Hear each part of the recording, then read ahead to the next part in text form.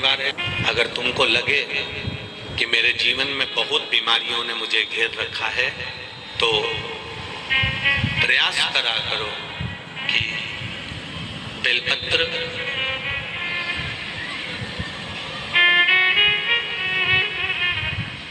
जो ये बेलपत्र होती है, इस बेलपत्र की जो ये डंडी होती है, इस बेलपत्र को अशोक सुंदरी वाली जो जगह होती है वहां पर इसका चढ़ाकर डंडी का जो भाग है वो शिवलिंग की ओर हो जाए और यहीं से जल चढ़ाते चढ़ाते चढ़ाते चढ़ाते अशोक सुंदरी से जल चढ़ाते चढ़ाते ओमकार जैसा, ओमकार जब हम अशोक सुंदरी से चालू करेंगे तो वो जल पहले गणेश जी के पास जाएगा, फिर वापिस अशोक सुंदरी के पास आएगा, अशोक सुंदरी से कार्तिकेय के पास जाएगा, कार्तिकेय से महादेव के पास जाएगा। ऐसा ओमकार जैसा जल जब तुम्हें लगे कि बीमारी बहुत घेर रखी है और बहुत बीमारी ने घेर लिया, कोई किडनी, कोई लीवर, कोई बहुत शरीर में कष्ट, कोई रोग बीमारी, या कहीं तुमको ऐसा लग रहा है कि मेरा गर्भ 20 साल हो गए, 22 साल हो गए, संतान नहीं, तब भी इस प्रयोग को जरूर करिएगा।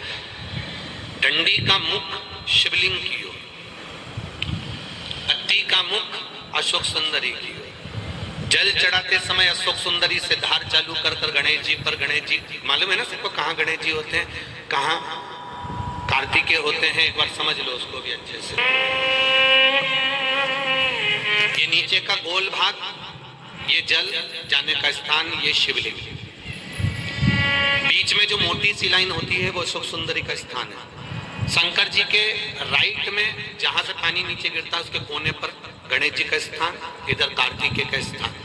ये शिवलिंग, ये जो गोल भाग है माता पार्वती जी का हस्त कमल है। ऊपर से जो बूंद बूंद जल कलश में से गिरता है वो शंकर भगवान की 5 लड़कियां, जया, विषहरा, शामरीवारी, दौतली और देव, ये शिव जी की 5 लड़कियां ऊपर से जल की बूंद गिराती हैं। हम जब भी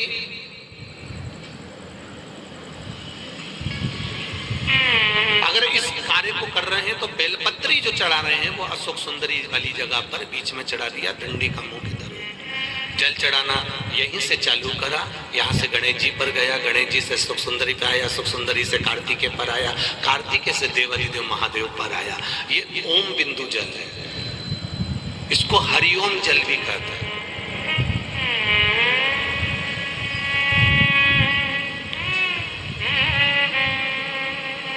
उज्जैन महाकाल में भगवान शंकर को सुबेरे सुबेरे सबसे पहला जो जल चढ़ता है वो हरिओम जल चढ़ता है। आप कभी भी उज्जैन वालों से जाकर पूछना, भस्म रमैया मंडल से पूछना या उज्जैन के किसी एक व्यक्ति से पूछना या वहां के पंडा जी से पूछना कि हरिओम जल कब चढ़ता है, तो वो कहेंगे सबसे पहला जल सुबह का हरिओम जल चढ़ता है। इसको हरिओम जल भी कहते हैं। ये रोग निवारण के लिए, कार्य सिद्धि के लिए होता है। कभी कभी आप किसी कंपटीशन एग्जाम में बैठ रहे हैं, किसी परीक्षा को देने के लिए जा रहे हैं, तब भी हरिओम जल का प्रयोग कर सकते हैं। जल चढ़ाने में छल नहीं होना चाहिए। क्या नहीं होना चाहिए? छल नहीं होना चाहिए। आप जल चढ़ाओ, देवाधिदेव महादेव को रिझाओ, पर आपके भीतर कपट रखकर या बेईमानी रखकर या प्रपंच रखकर या छल रखकर या किसी को नीचा दिखाने के लिए आप ऐसा जल मत चढ़ाओ कि देवाधिदेव महादेव राजी नहीं। एक प्रयास आपने भी करा होगा, कभी कभी आप किसी को शिव महापुराण का कोई उपाय बता देते हो। आप शंकर जी का कोई उपाय किसी को बता दिया, पशुपति व्रत कर ले, उससे ऐसा हो जाएगा, तू परेशान है ना, कर ले। किसी को बता दिया ऐसा कर ले, ऐसा कर ले। तुमने 2 बार कर लिया, तुम्हारा नहीं हुआ, पर उसने करा, हो गया। कारण क्या था? उसका एक कारण था, उसने तुम्हारी बात पर विश्वास कर लिया और तुम महादेव पर विश्वास ही नहीं कर पाए। अंतर यह जाए, उसने करा, हो गया।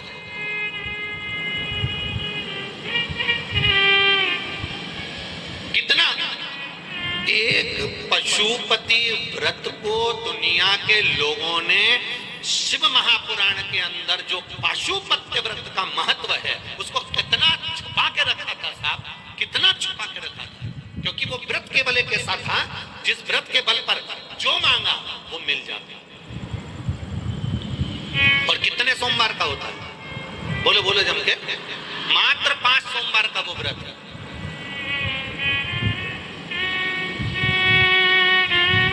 सुबह पूजा की थाली लेकर जाओ, भगवान का अभिषेक पूजन मंदिर में कर कर आओ। शाम को फिर वही पूजन की थाली, वही की वही थाली, उसमें प्रसाद और दिए कितने? 6 प्रसाद। एक पात्र में प्रसाद, 3 हिस्से कर कर मत ले जाओ, एक पात्र में लेकर जाओ। मंदिर में जाकर शाम को प्रदोष काल में फिर पूजन कर लो। पूजन कर कर प्रसाद के 3 हिस्से कर दो। मंदिर में 6 दिए थाली में से उतार कर जमीन पर रख दो। भूमि पर रखकर 5 दियों को जला दो, प्रज्वलित कर दो। प्रसाद का 2 हिस्सा, 5 दिए जो जलाए हैं वो मंदिर में छोड़ दो। प्रसाद का 1 हिस्सा और 1 दिया जिसको जलाया नहीं है वो जमीन से उठाकर वापिस अपनी थाली में रख लो। बाबा को विनती करो, आज मेरा पहला पशुपति व्रत है बाबा, इसको स्वीकार करना। मीठे का प्रसाद लेकर जाना है, घर में बना कर लेकर जाओ। उतना ही बनाना जितना मंदिर में लेकर जा रहे हो, उसके 3 हिस्से करने के लिए। ज्यादा मत बनाना। पति पत्नी भी अगर व्रत साथ में कर रहे हैं तो दोनों का प्रसाद अलग अलग बनना चाहिए। कढ़ाई को वापस साफ करना, फिर पति के लिए वापस बनाना। कई लोग एक ही कढ़ाई में हलवा ज्यादा बना लेते हैं, सीरा ज्यादा बना लेते हैं या खीर ज्यादा बना लेते हैं और उसमें से आधा हिस्सा पति के लिए निकाल देते हैं, आधा खुद ले जाती है। अब तुमने पहले ही तो कढ़ाई में से 2 हिस्से कर दिए तो उसका कोई फल नहीं मिलेगा। आप जितना बना रहे हो वो एक उपास के लिए होना चाहिए। पति का उपास है तो उसके लिए फिर दूसरा बनाओ, उसके 3 हिस्से फिर अलग। मंदिर में पहला व्रत करो, भगवान से विनय कर कर आइए। छठा दिया और प्रसाद का 1 हिस्सा जो लेकर आए हो, अपने घर के दरवाजे के बाहर बैठो आराम से। दरवाजे की ओर मुख कर कर सीधे हाथ की ओर उस दिए को जो छठा दिया है उसको अपने सीधे हाथ की ओर, राइट हैंड की ओर, उसको दरवाजे के बाहर जला दीजिए। भगवान से प्रार्थना करिए, मैंने इसलिए ये व्रत करा है बाबा, उसको स्वीकार कर लेना। पहला व्रत कर कर घर में जाकर भोजन करो। भोजन करते समय सबसे पहले जो प्रसाद का 1 हिस्सा लेकर आए हो, पहले उस हिस्से को पूरा खाइए, उसमें से किसी को मत दीजिए। वो आपका व्रत का है, आपको खाना, किसी को नहीं देना। एक चुटकी मात्र भी नहीं देना, 1 चम्मच मात्र भी नहीं देना। पहले मीठा का प्रसाद खाओ, इसके बाद भोजन करो। भोजन में ये जरूरी नहीं है कि आप मीठा ही खाना है। सुबेरे फलाहार भी कर सकते हो, भूखे रहते नहीं बने तो सुबह आराम से फलाहार करो, नमक का फलाहार करो, कोई मना नहीं कि तुम मीठा ही पूरा खाओ। भोजन जब भी करोगे तो सुबह नहीं करना है, वो प्रसाद जब खा लोगे उसके बाद करिए। 4 व्रत पूरे हो जाएं, 5वां व्रत जब आखिरी का व्रत रहे तब फिर वैसा की वैसा ही क्रम कर कर 108 या तो बेलपत्र हो या चावल का दाना हो या फूल की पंखड़ी हो, जो आप 108 ले जाना चाहते हो भगवान को चढ़ाने के लिए। 1 श्रीफल 11 रुपए, जो भी आप शिव जी को समर्पित करना चाहते हैं, बाबा को वैसी की वैसी पूजन कर कर। पर थाली जो सुबह लेकर जाओ वो थाली को धोना नहीं है, शाम को वही थाली जाना चाहिए, उस थाली को बदला नहीं जाता। समापन वाले दिन 5वां जब व्रत रहे, बाबा को 108 सामग्री समर्पित कर कर, श्रीफल समर्पित कर कर अपने हृदय की बात कहकर आइए, दिया लगाओ, वापिस अपने घर के अंदर प्रवेश कर जाओ। बाबा से विनती करो, मेरा विश्वास करता है अगर दिल से पशुपति व्रत किया है तो मेरा महादेव व्रत पूरे होते होते ही तुम्हारा कार्य सफल कर दे। ये पशुपति व्रत। बीच में रजस्वला धर्म आ गया, नारी 7 दिन तक काम नहीं करती, रसोई घर नहीं जाती। बीच में कोई बाहर जाना पड़ गया, बीच में किसी के यहाँ शादी में जाना पड़ गया, बीच में कोई कमी हो गई, कोई समाप्त हो गया, किसी के यहाँ बच्चा हो गया, तो उस व्रत को 2 व्रत होने के बाद, 1 व्रत होने के बाद, 3 व्रत होने के बाद अगर ऐसा कुछ हो जाता है तो व्रत को वहीं पर रोक दो। फिर अगली बार जब पूर्ण तरह से अच्छा हो जाए तब व्रत फिर चालू कर दो। 2 पहले हो चुके हैं, अब अगला करोगे तो वो तीसरा ही कहलाएगा, वो तीसरा व्रत।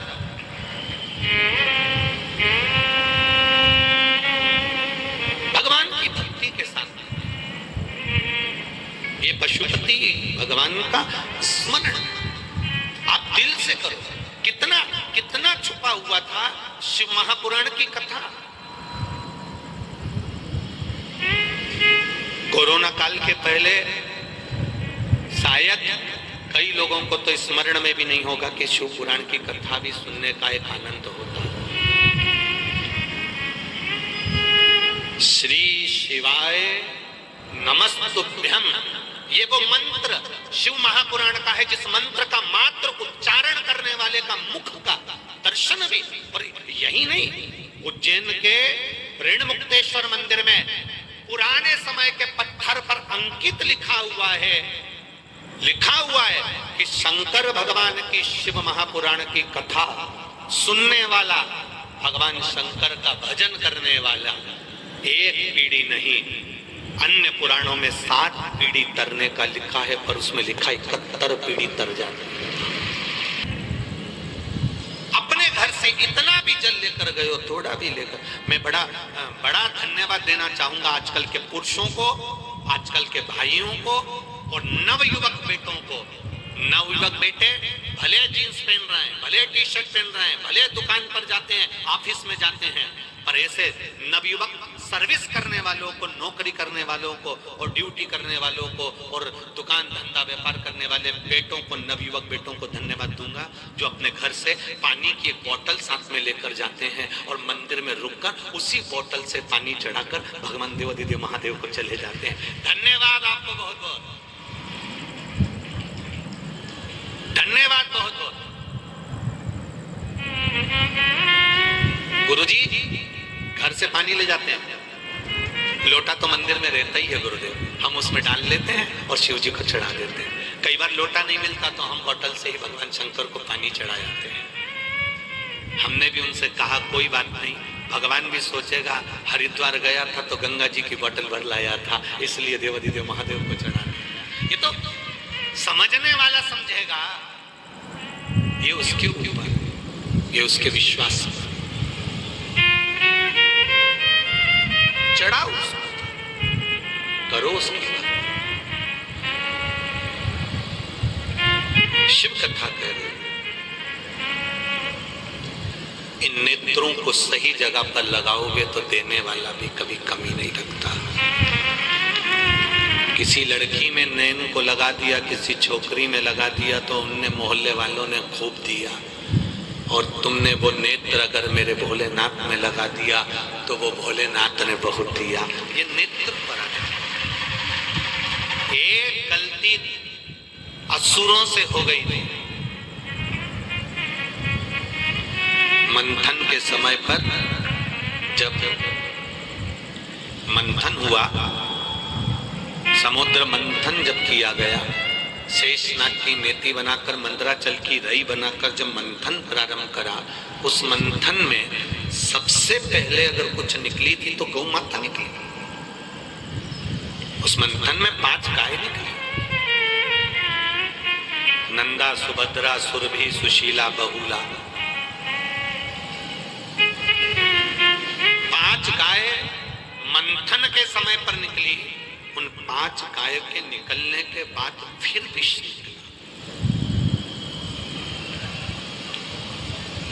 फिर विष निकला। अब पहले क्या निकली है, जम के बोलो जरा, गौ माता, और गौ माता के बाद में निकला है विष। गौ माता निकलने का कारण क्या था? मंथन में सबसे पहले गौ माता के निकलने का कारण केवल इतना था, विष जो निकलेगा उस विष को जो पिएगा उसका कंठ जलेगा, उसका शरीर जलेगा। उस विष की तपन को अगर रोक सकता है तो गौ माता का दूध रोक सकता है। इसलिए शंकर जी का अभिषेक गाय के दूध से हो।